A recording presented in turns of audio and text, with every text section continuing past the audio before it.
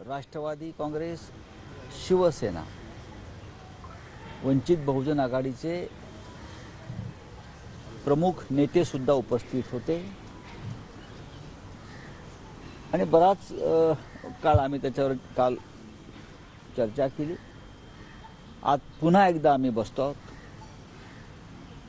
आणि आज अंतिम बैठक असेल, कारण आता फार उशीर लावण्यात अर्थ नाही। अनेक राज्यातलं जागा वाटप जवळजवळ इंडिया आघाडीचं पूर्ण झालं आहे। महाराष्ट्रात थोडंसं काही कारणामुळे उशीर झाला, पण आमच्या चारही पक्षामध्ये जागा वाटपासंदर्भात कोणताही संभ्रम नाही। उगाच ओरडून घ्यायचं, जागांचा आकडा वाढवायचा हे धोरण नाही। प्रत्येक जागा आम्हाला जिंकायची आहे। कालच्या बैठकीला पृथ्वीराज चव्हाण सुद्धा उपस्थित होते। त्यांची ती भूमिका आहे की जागा आपल्याला जिंकायच्या आहेत, फक्त आकडा वाढवायचा नाही लढण्यासाठी।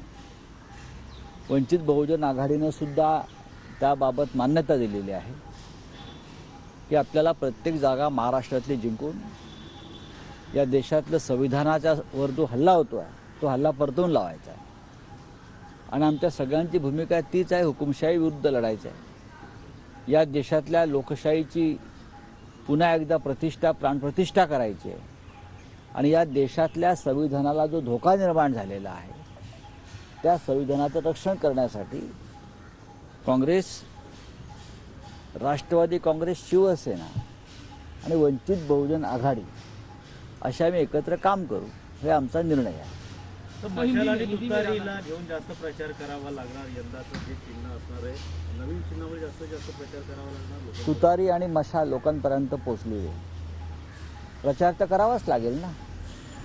बैठका, चार पक्षांच्या सभा, दौरे हे एकत्र होणारच आहेत। पण या सध्याच्या डिजिटल युगामध्ये चिन्ह पोचायला फार वेळ लागत नाही। माननीय शरद पवार साहेबांच्या पक्षाला तुतारी चिन्ह मिळालं, ती तुतारी महाराष्ट्रात पोचली।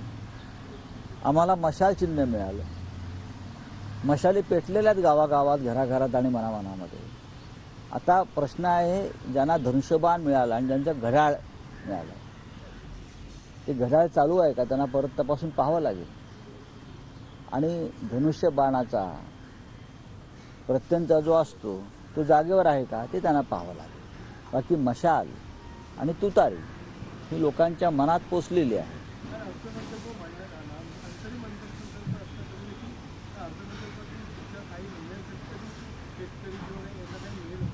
मला असं वाटत नाही, हा निवडणुकीचा एक प्रचाराचा भाग आहे। अंतरिम म्हणण्यापेक्षा हा या सरकारचा अंतिम अर्थसंकल्प आहे, अंतिम अर्थसंकल्प आहे। आपका क्या सवाल?